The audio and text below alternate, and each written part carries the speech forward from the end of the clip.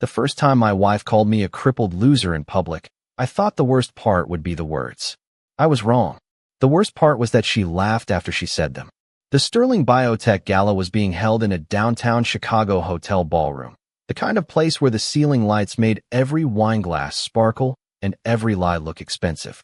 White tablecloths stretched across the room like freshly fallen snow, silver forks lined up with military precision, and a jazz trio played soft enough that rich people could pretend they were listening. I sat at table 6 with my left hand wrapped around the handle of my cane, feeling the polished wood warm under my palm. My right leg ached the way it always did when the weather turned cold, a deep, dull reminder that 5 years earlier a red light runner had changed the shape of my life in less than 3 seconds. Vanessa sat beside me in a black dress that probably cost more than my first car. She looked perfect. She always looked perfect in rooms like that. Her smile was bright, her posture straight, her laugh timed exactly right for every executive joke. To anyone watching, she was the rising marketing director with the patient husband who had come along for support. That was the story she liked people to believe.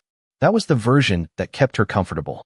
I had been quiet most of the night, answering politely when spoken to, nodding when I needed to, letting Vanessa orbit the table like the center of some small corporate universe. Then Bradley Cole leaned back in his chair, loosened his tie, and looked at my cane like it had personally offended him. He had been drinking club soda with lime, but he carried himself like a man intoxicated by attention. "So, Ethan," he said, loud enough for the next table to hear, "what do you actually do these days?" A few people glanced over. Vanessa's smile tightened, but she didn't stop him. I set my water glass down carefully. "I consult from home." Bradley smirked. "Consult? Right.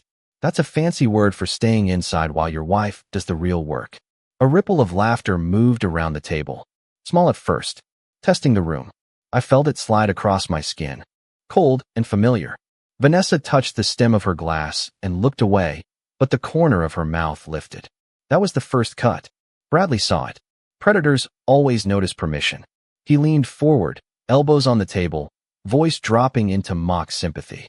"Come on, man, no offense. I just wonder what it feels like having a woman like Vanessa carry you. Must be nice, right? Beautiful wife, big salary, and all you have to do is limp into the room and look grateful." The laughter came harder this time. Someone coughed into a napkin. Someone else stared into his plate like the salmon had suddenly become fascinating. I looked at Vanessa. Just once. I gave her the chance a husband should never have to ask for. She could have said my name. She could have touched my arm. She could have done the smallest decent thing. Instead, she lifted her champagne glass and said, "Bradley, be nice." Ethan's sensitive about being useless.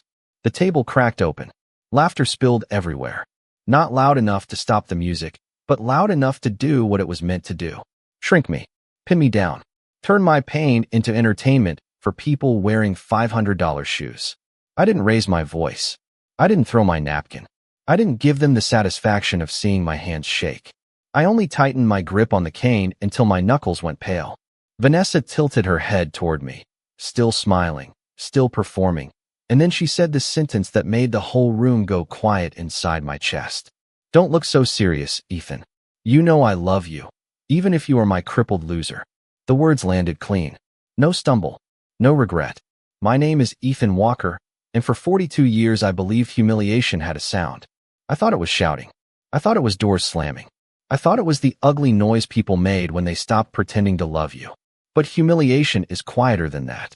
Sometimes it sounds like a ballroom laughing while your wife watches your face and waits to see how much of yourself you will swallow. I looked down at the white tablecloth, at the tiny reflection of the chandelier trembling in my water glass, and something inside me went still. Not broken. Still. Across the room, a chair scraped against the marble floor. It was a small sound, but it cut through everything. The laughter faded one voice at a time. Forks stopped moving. Heads turned. Charles Whitman, CEO of Sterling Biotech, had risen from the executive table near the stage. He was a tall man in his late 50s with silver hair, a navy suit, and the kind of calm that made powerful people nervous. He did not look at Bradley first. He did not look at Vanessa. He looked straight at me, and the expression on his face was not pity. It was recognition. Then he buttoned his jacket, stepped away from his chair, and began walking toward our table. Charles Whitman crossed the ballroom with the measured steps of a man who did not need to hurry to own a room. Conversations died as he passed. Even the jazz trio seemed to soften, the bass notes fading beneath the scrape of his dress shoes against the marble. Vanessa sat a little straighter beside me. I felt it before I saw it, the shift in her body, the sudden calculation, the way her smile rearranged itself into something cleaner and safer. Bradley's smirk held for another second, then began to fracture. He had expected embarrassment. He had expected me to lower my eyes, maybe force a laugh, maybe accept the role he had written for me at that table. What he had not expected was the chief executive officer of the entire company walking toward us like the night had just become personal. Charles stopped at the edge of our table, one hand resting lightly on the back of an empty chair. His eyes stayed on me. Not on my cane. Not on my leg. On me. That mattered more than I wanted it to. "Mr. Walker," he said, voice calm enough to make the silence heavier. "I owe you an apology." The words moved through the room like a cold draft. Vanessa blinked. "Mr. Walker?" she repeated softly, almost under her breath, as if hearing my last name in his mouth had disturbed something she did not know was buried. Charles did not answer her. He looked at Bradley then, and the warmth left his face. No guest in this room should have been spoken to that way. No man should have been reduced to an injury for entertainment. And no employee of mine should mistake cruelty for confidence.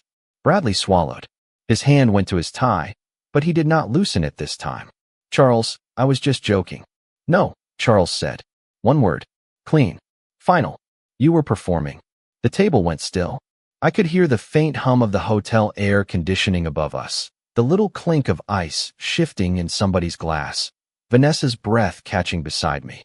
She reached for my arm then, not gently, not lovingly, but as a warning, a silent instruction to play along. I looked down at her fingers on my sleeve. 5 years earlier, those same fingers had gripped my hand in a hospital room while machines whispered around us, and doctors used careful words like mobility, trauma, adjustment. Back then, she cried into my shoulder and promised me we would survive it together. I believed her. That was before she learned how heavy recovery could be. Before the walker in the hallway embarrassed her. Before the physical therapy appointments became inconveniences. Before my cane became, in her mind, the first thing people noticed and the last thing she wanted to explain. Charles pulled the empty chair back, but did not sit. "Ethan," he said, softer now. "Do you want me to handle this tonight?" The question landed strangely. Not because he asked it, but because of the way he asked it. Like I had authority. Like the decision was mine. Around the table, faces tightened with confusion. Vanessa gave a small, nervous laugh. "I am sorry, Charles, but I think there is some misunderstanding. Ethan does some consulting from home. He does not work for Sterling." I turned my head and looked at her. She was smiling, but her eyes were sharp. She was trying to close a door she had never known existed. Charles finally looked at her. "Vanessa, there are several things about your husband you clearly never cared enough to learn." Her face changed. Not much, just enough. The kind of change a person makes when the floor beneath them gives a quiet warning. Bradley leaned forward, his voice lower now. "Sir, with respect, I did not know he was connected to the company." Charles looked at him for a long second. "That is not the problem, Mr. Cole. The problem is that you thought he was not." That sentence settled over the table like dust after a collapse. I kept my hand on the cane. My pulse was steady. Too steady. A part of me wanted to stand upright then and empty every truth onto that spotless white tablecloth. The license agreements. The late-night calls. The board memos with my name hidden behind Walker Biomedical Trust. The fact that Sterling Biotech's most valuable data platform still ran on architecture I had designed before my spine was ever damaged and after everyone assumed my usefulness had ended.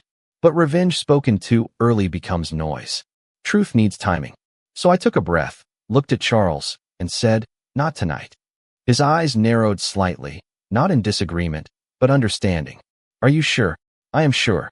Vanessa turned toward me, whispering through her teeth while keeping her smile in place.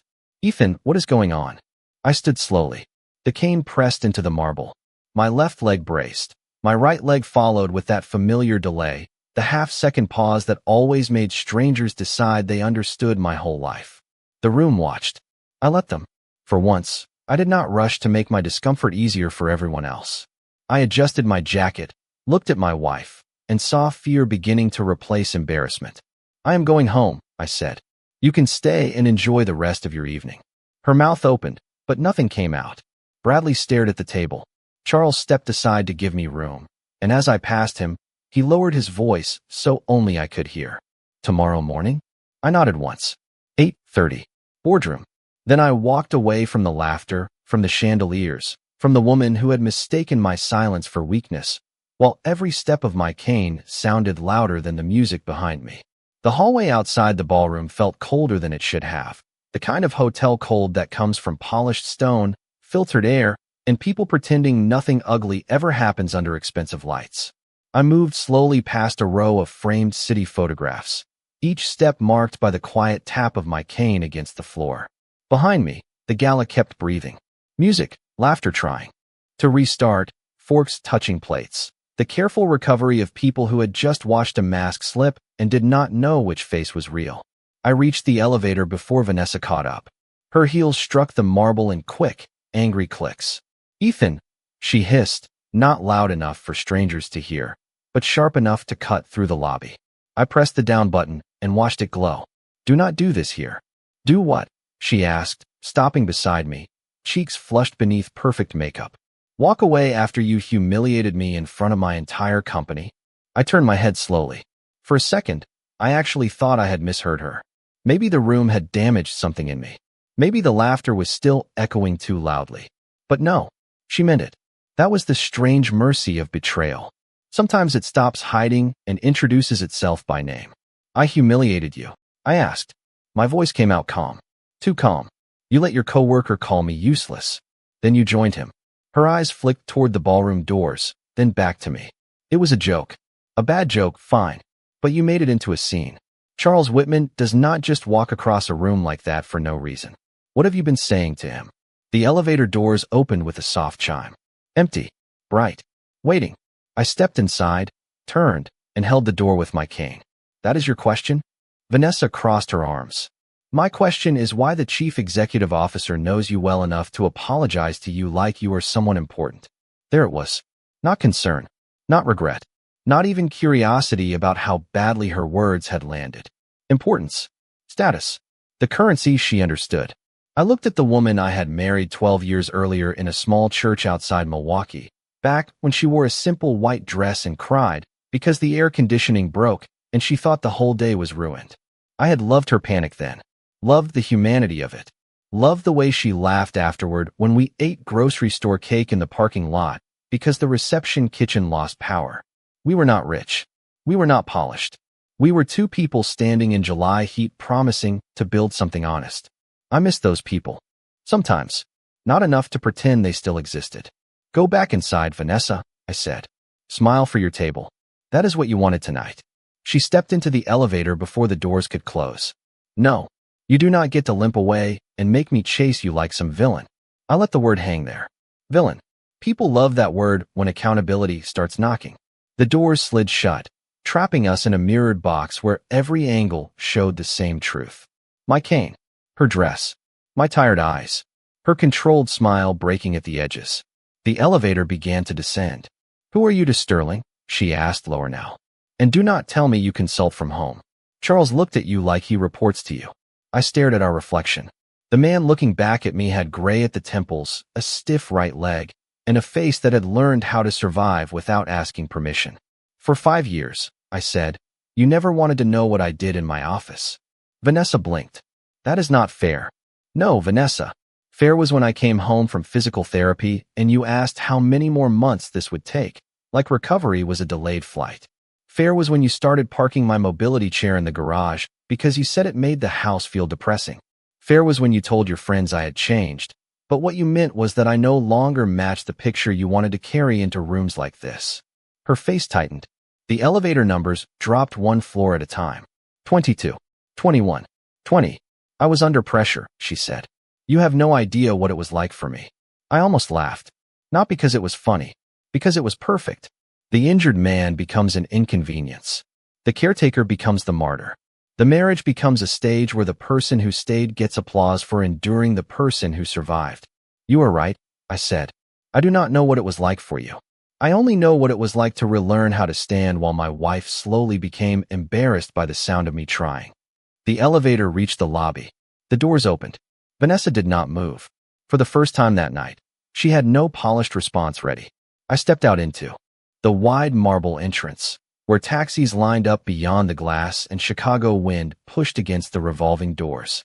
My driver was already waiting by the curb. Charles must have arranged it. He always thought 3 steps ahead. Vanessa followed me halfway across the lobby. Ethan, wait. I stopped, but I did not turn around.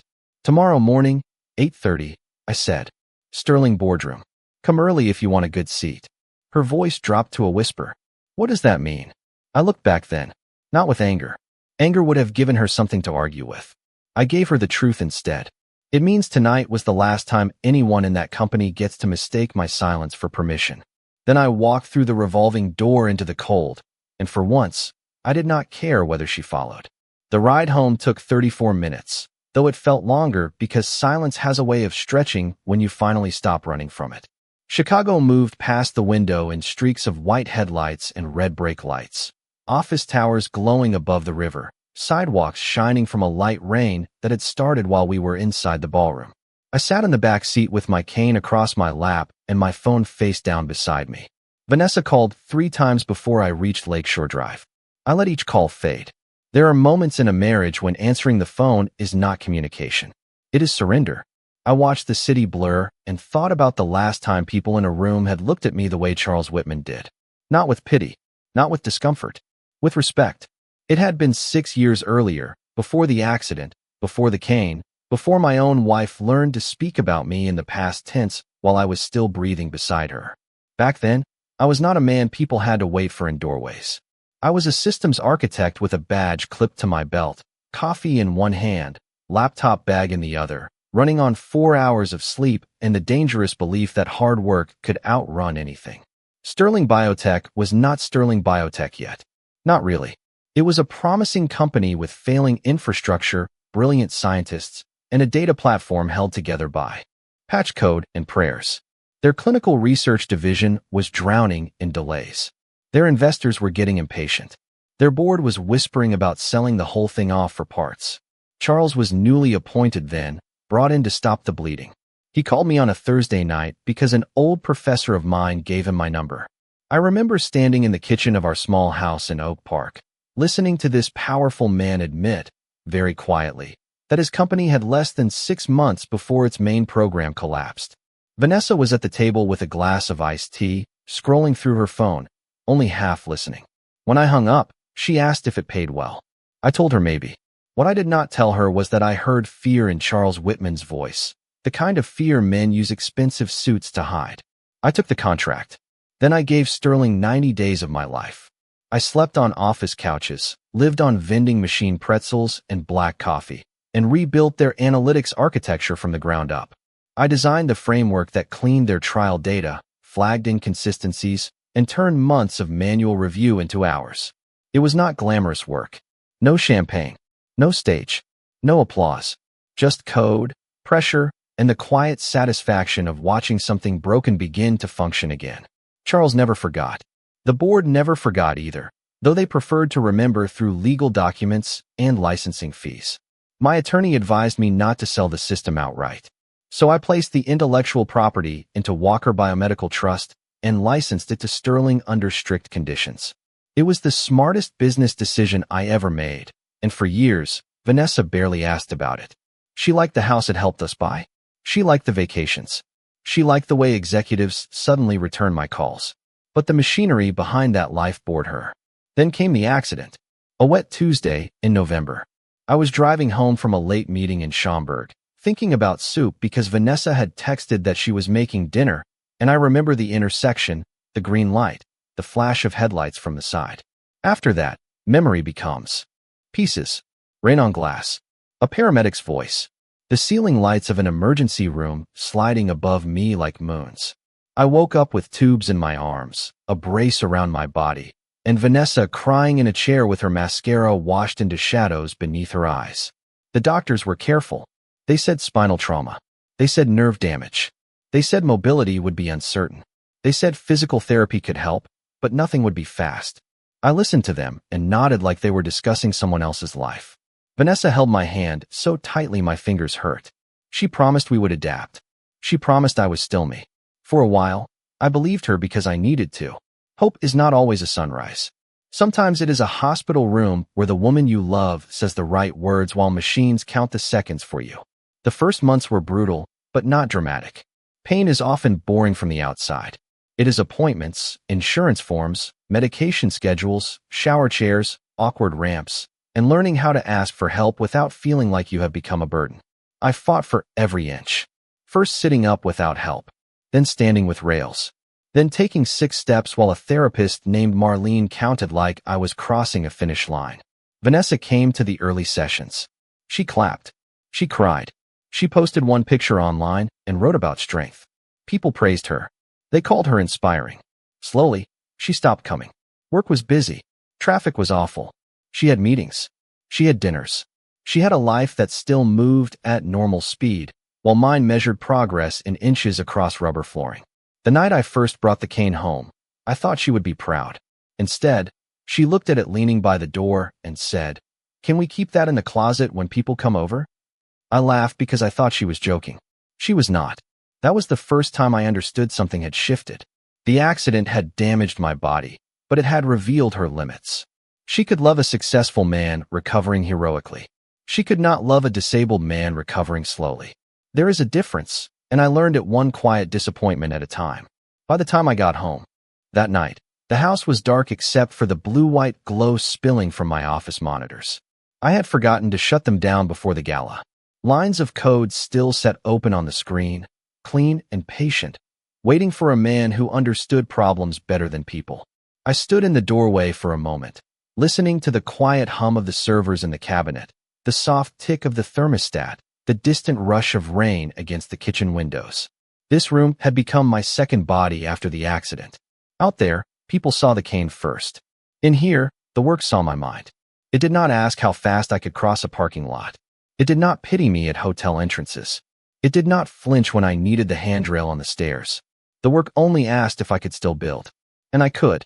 For years, while Vanessa told people I was resting, healing, taking time, I was maintaining the system that kept Sterling Biotech alive.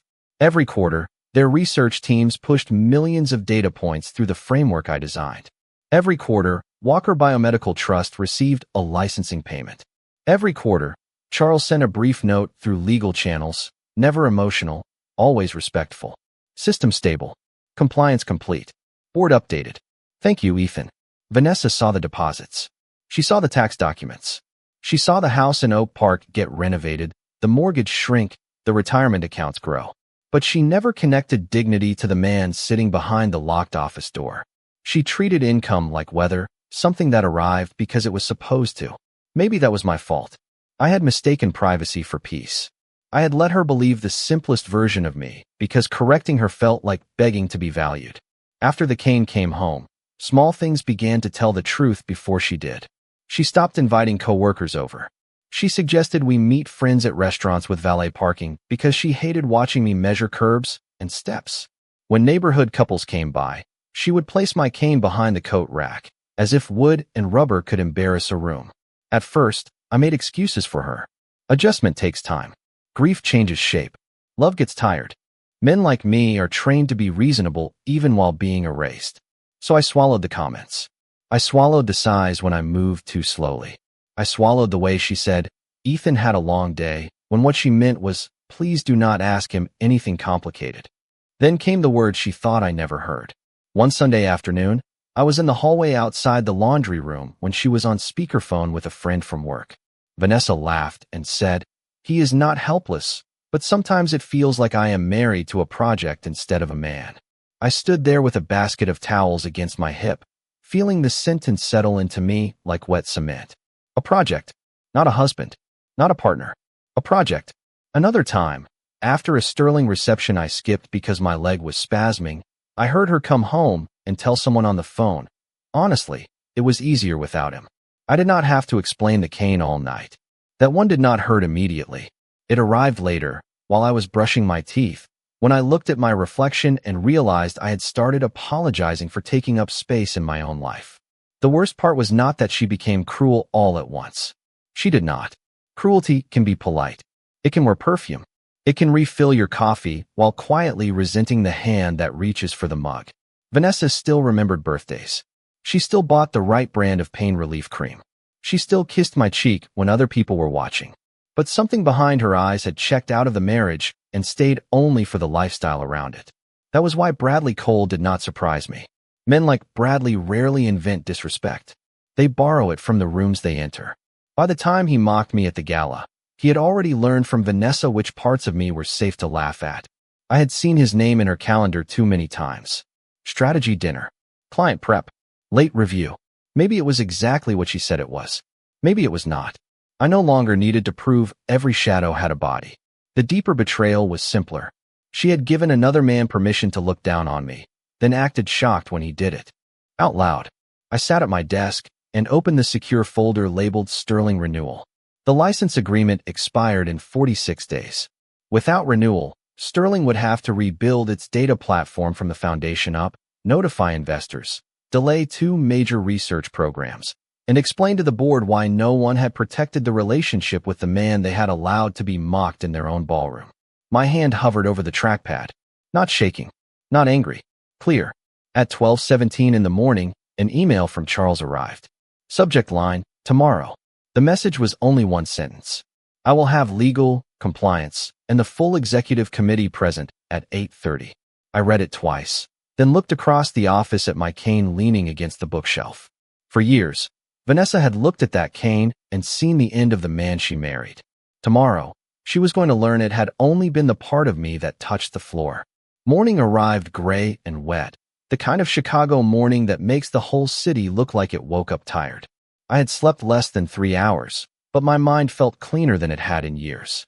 At 6:15, I made coffee, not because I needed it, but because routine keeps a man from floating out of his own body when his life is about to change shape.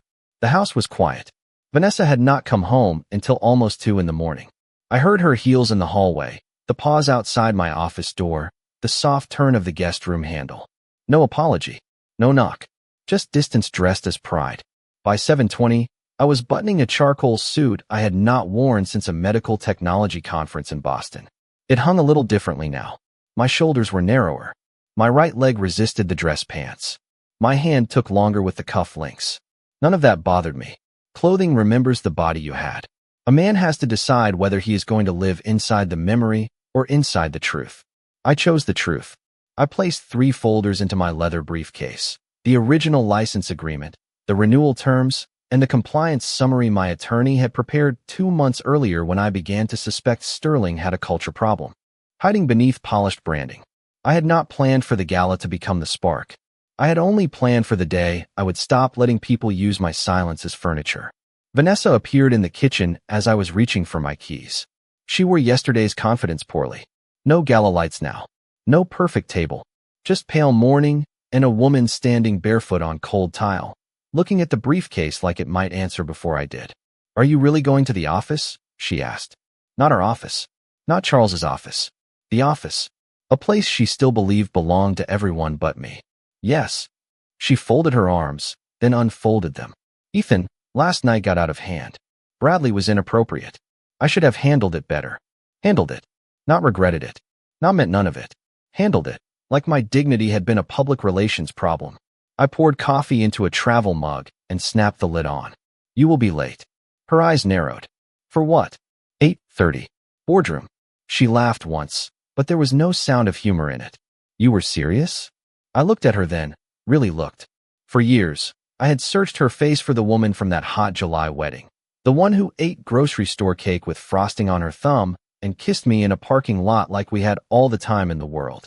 This woman had her jaw set and her pride pulled tight around her like armor.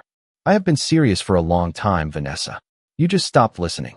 She followed me to the front hall while I put on my coat. "You cannot just walk into my company and start making demands." My hand paused on the cane. There it was again. My company.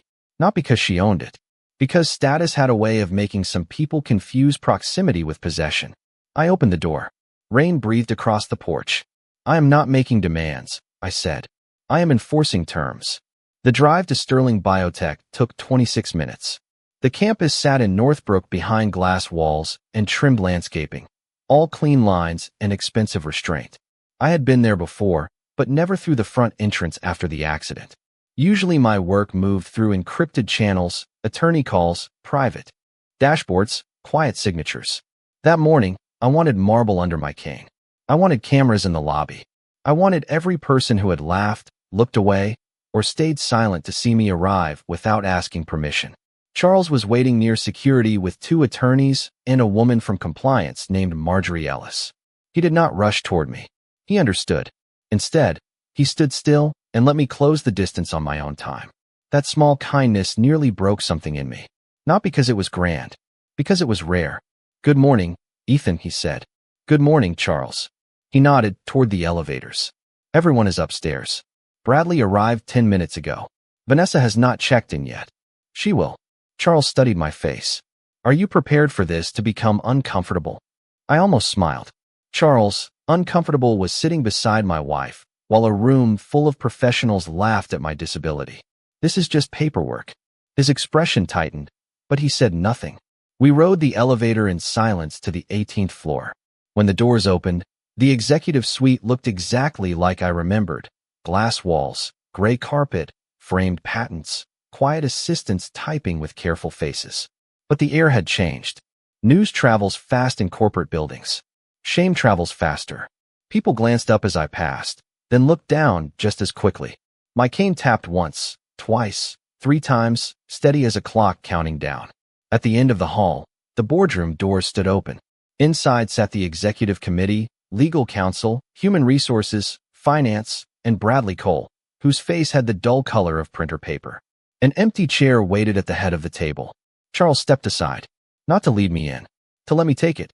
I walked to that chair slowly, placed my briefcase on the table, and set my cane beside it. The room did not breathe.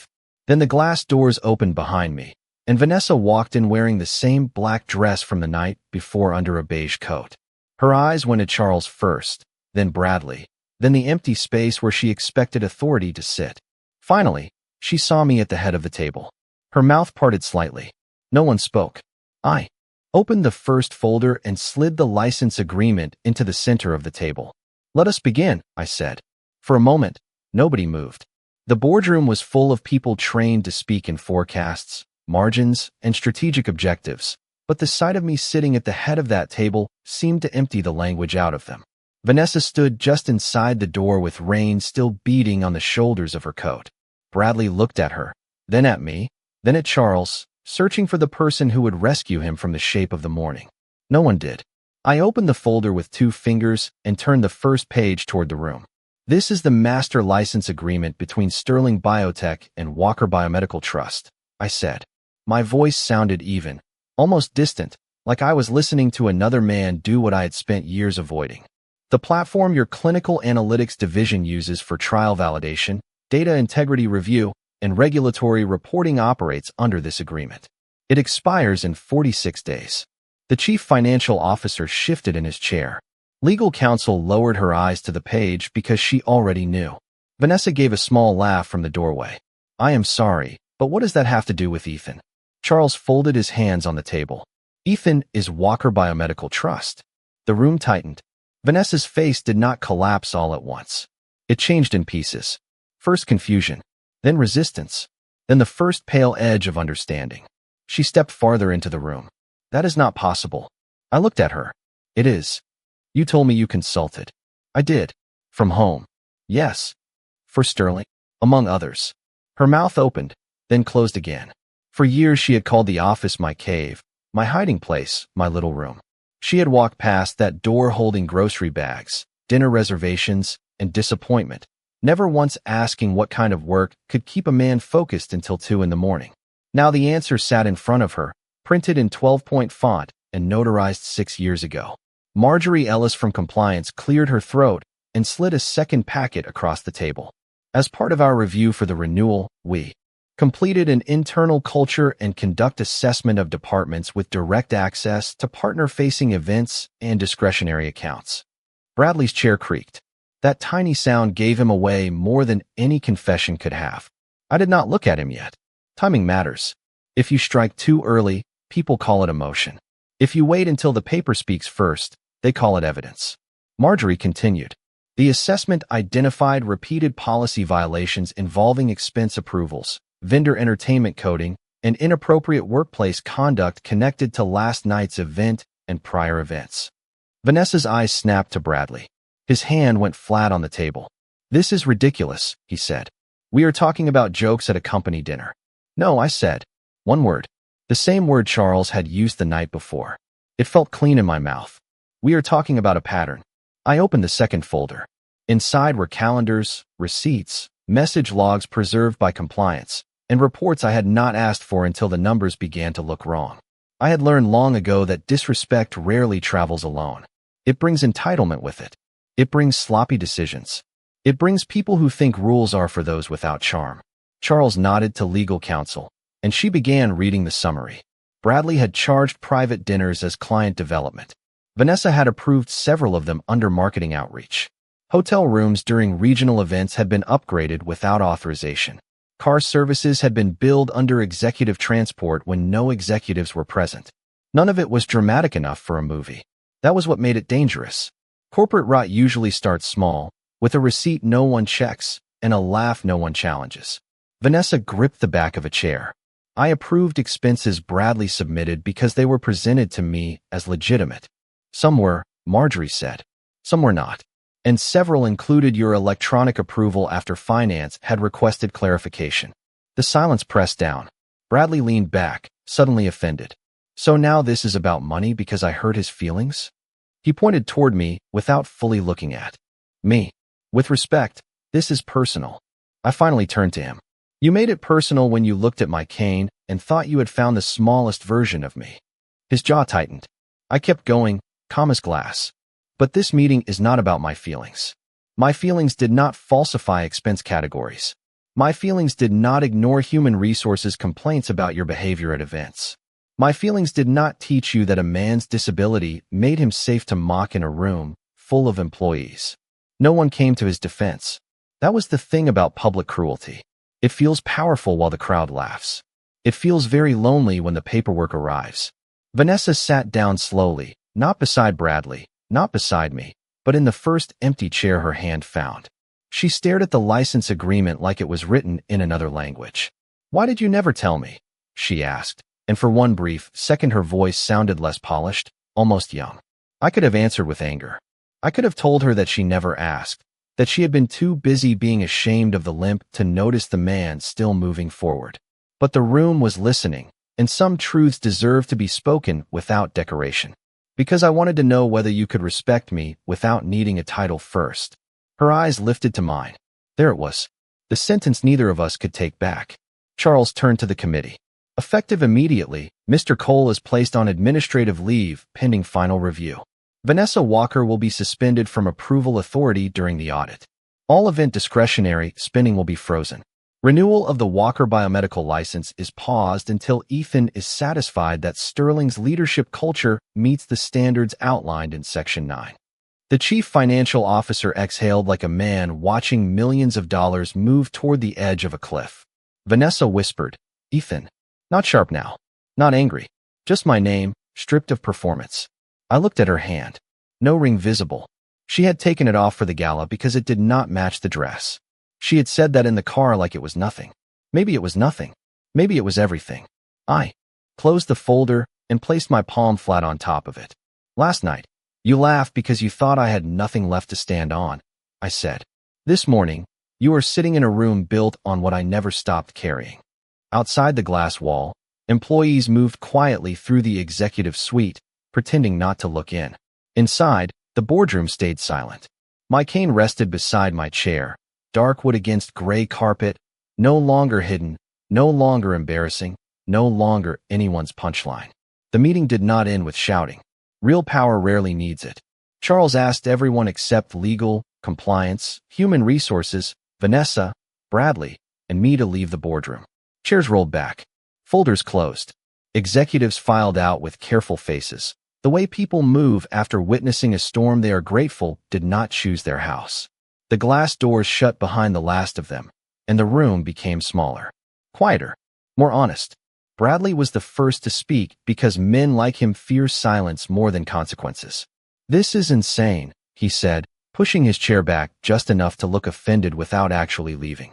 "You are letting a personal grudge destroy years of work." Charles did not look at him. Marjorie did. She opened a binder and placed 3 printed complaints on the table. "These are prior reports from company events over the last 18 months. Comments about employees' appearances, jokes about medical conditions, repeated use of personal insults in professional settings. 2 were closed without escalation because witnesses declined to participate. 1 was still pending." Bradley's color drained slowly, like a screen dimming. "Those were misunderstandings." "No," Charles said. "They were warnings we failed to treat seriously." That one hit the room differently. Accountability is rare enough. Public accountability from a chief executive officer is rarer. Charles turned to me. "Ethan, I should have addressed this culture earlier." I nodded once. "Yes, you should have." No decoration. No softening. He accepted it. That was why I had respected him all these years. Not because he was perfect. Because when the truth arrived, he did not make it. Carry his pride too. Human Resources explained the process next.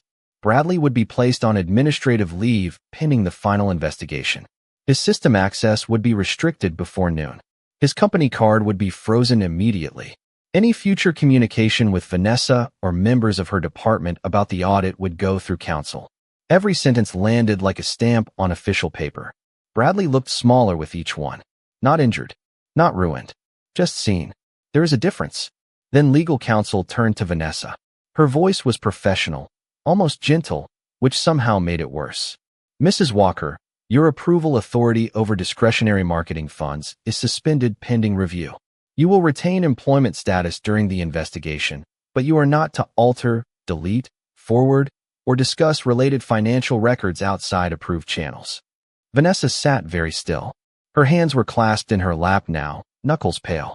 Last night, those hands had held champagne while she laughed at me. This morning, they looked like they did not know where to go. "I did not steal anything," she said. "I never said you did," I replied. She looked at me then, and the anger came back because anger was easier than shame. "You are enjoying this."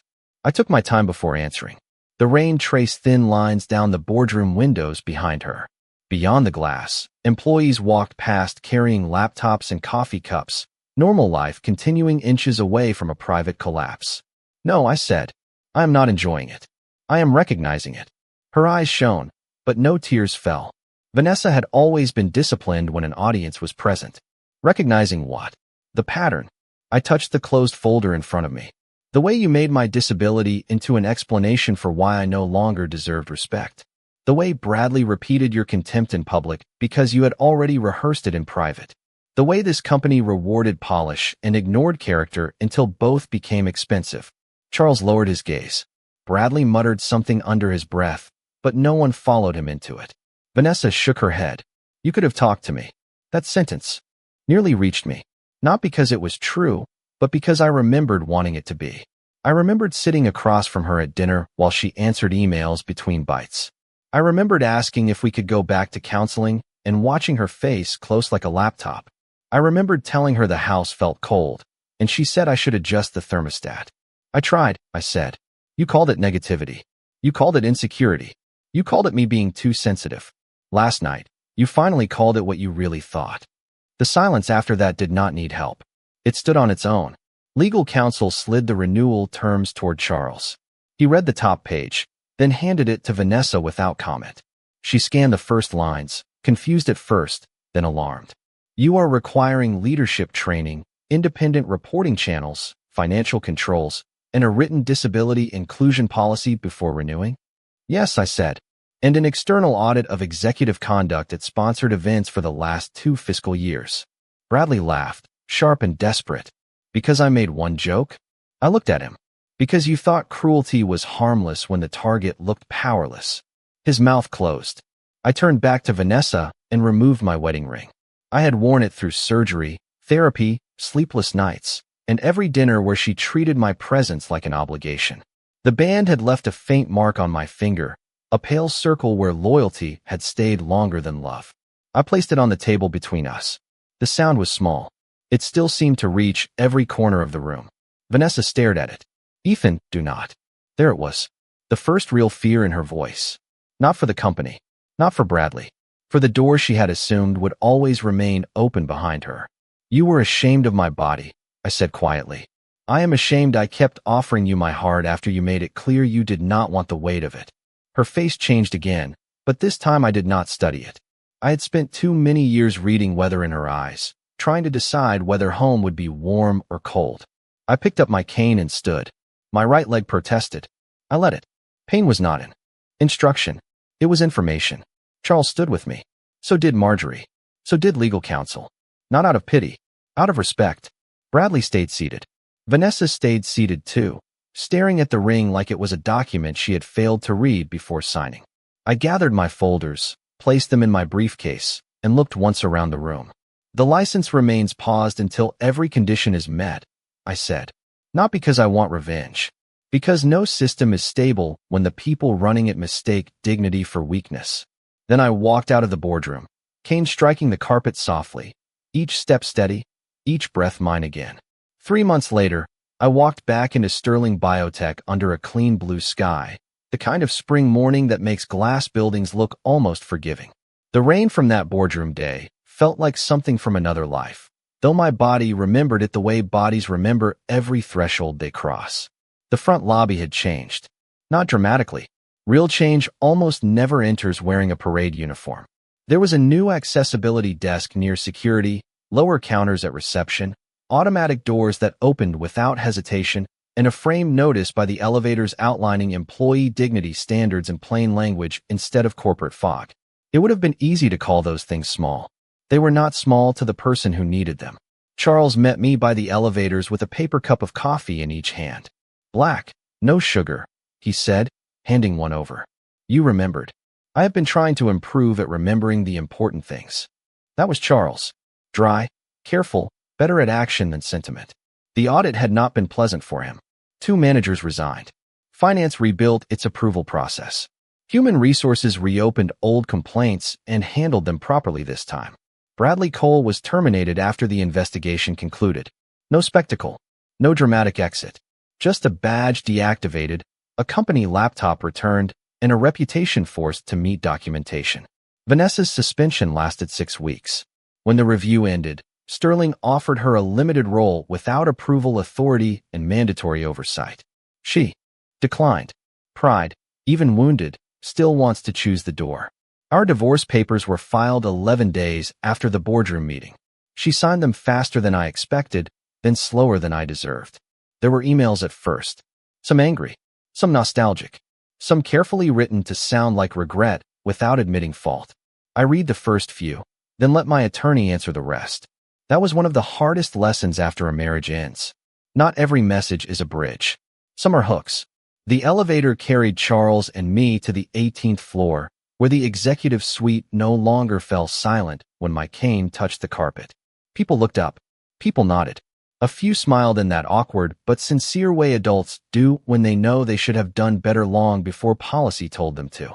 I accepted it without making them comfortable too quickly. Forgiveness is not a performance review. It does not have to be completed by Friday. The conference room had been rearranged for the Technology Advisory Council launch. My name was on a small placard at the front. Ethan Walker, Chair, Biomedical Systems Advisory Board. I stared at it longer than I meant to. Titles had never healed anyone, but sometimes they return a name to the place where others tried to erase it. The room filled slowly with engineers, researchers, compliance staff, and executives. No ballroom lights this time. No champagne. No laughter sharpened into a weapon. Just rows of people with notebooks, laptops, and the nervous energy of a company trying to become worthy of its own mission. Charles introduced me with restraint. He did not call me inspiring. I was grateful for that. I have learned that people often use inspirational when they mean disabled, but useful. He spoke instead about architecture, continuity, trust, and the responsibility of building systems that protect people from the arrogance of those who operate them. Then he stepped aside. I rose from my chair. The cane took my weight. My right leg answered slowly. The room waited. Not impatiently, respectfully. That difference nearly brought me to my knees more than the injury ever could. I walked to the podium, set my notes down, and looked through the glass wall toward the hallway. For one brief second, I saw Vanessa standing near the reception area outside the secured doors. She wore a gray coat and held a visitor badge in one hand. Her hair was shorter, her face softer somehow, but tired. Security did not let her through. She did not argue. Our eyes met across 50 feet of glass and 3 months of consequences. Once, that look would have pulled me out of any room. Once, I would have left my own life waiting at the curb because she seemed sad. Not anymore. I gave her a small nod. Not cruel. Not warm. A period at the end of a sentence that had run too long. Then I turned back to the room. For a long time, I thought strength meant standing the way other people expected me to stand. My voice carried clearly. No tremor. No apology. Then life took that illusion from me, and I learned something better. Strength is not posture. It is not speed. It is not how easily you cross a room or how well you hide what hurts. Strength is what remains when the room laughs, and you do not let their laughter become your name. Nobody moved. Even Charles looked down at his hands. I continued. We build technology here that depends on accuracy, clean data, clear signals, verified truth. But the same principle applies to people. When a workplace ignores small cruelties, it corrupts its own data. When leadership rewards charm without character, the system fails quietly before it fails publicly. And when dignity becomes optional, trust expires. I paused, letting the words settle where they needed to. I renewed the license this morning. A breath moved through the room, relief mixed with something heavier. Not because Sterling deserves to forget what happened, because Sterling has chosen to remember it correctly. Applause started in the back, soft at first, then fuller. People stood, one by one, then all at once. I did not bow my head. I did not look away. I let myself receive it, not as repayment, not as revenge, but as proof that I was still allowed to take up space.